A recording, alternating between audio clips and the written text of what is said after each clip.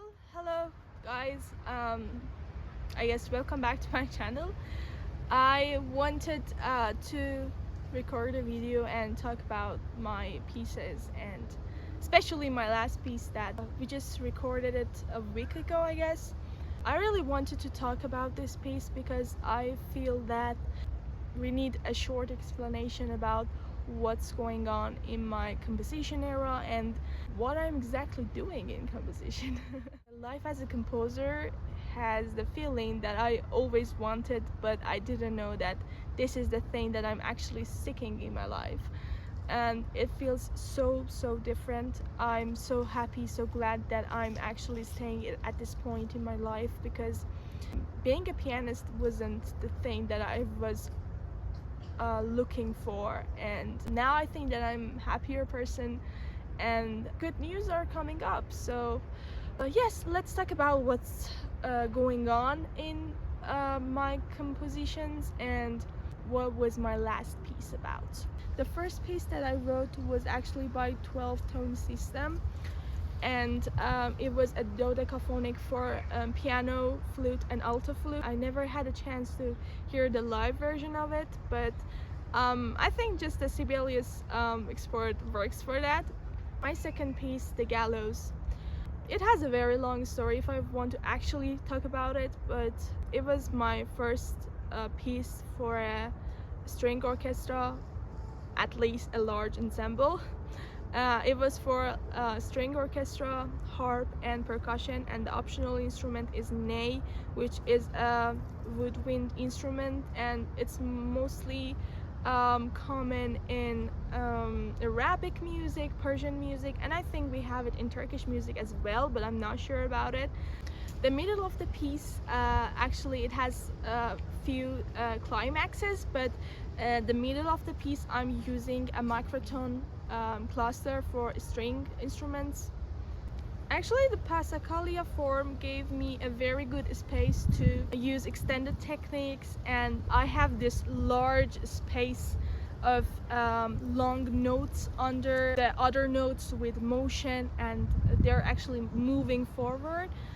The extended techniques sounds quite well when you think about and imagine what they will be as a live performance, but they all have a reason, especially the pizzicatos and the left-hand pizzicatos and the Bartók pizzicatos, of course, are the element of rain to me, especially when it's heavy raining and it's showering all over, and when the raindrops actually hit the metal places and they sound something close to those pizzicatos.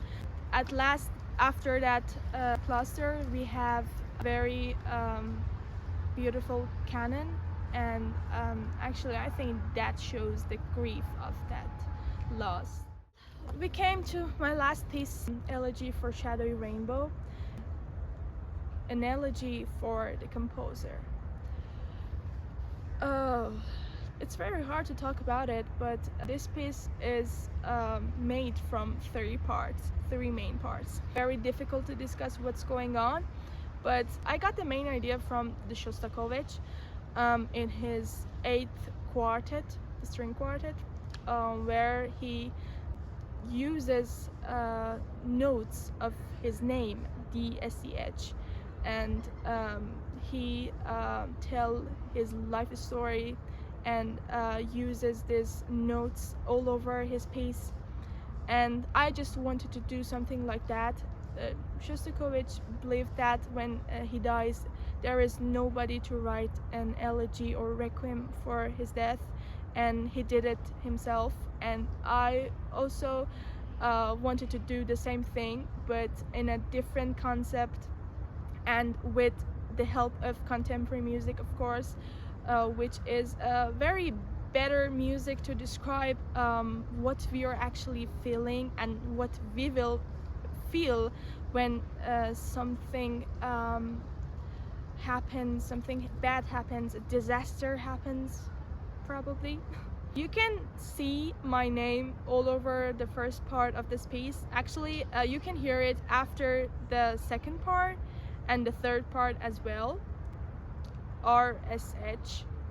Of course, there is also another hidden message in the name of this piece, Shadowy Rainbow. SH is actually my last name, the first letter of my last name, and R, Rainbow, is the first letter of my name. By Shadowy Rainbow, I probably mean myself. Yes, I didn't want to use only the notes of my name. I wrote a letter. You can call it a goodbye letter, but I don't want to look at this thing as that way. It was actually a letter that I told the things that I believe in my life and the things that I had experienced. And it was like a very, very short life story. I just used the keywords of that letter and try to make notes of it. You know that we have only 8 notes in English, and they are of course not enough to make music out of words.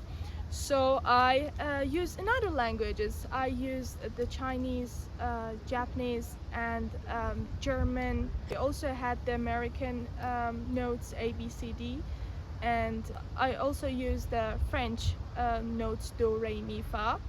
And second part was mostly taken from the music of Iran and Azerbaijan. Because Iran is where I live, and this is our folk and traditional music, and it's very important to use it in a different concepts, especially when it comes to fusion and a combination of Persian and contemporary music.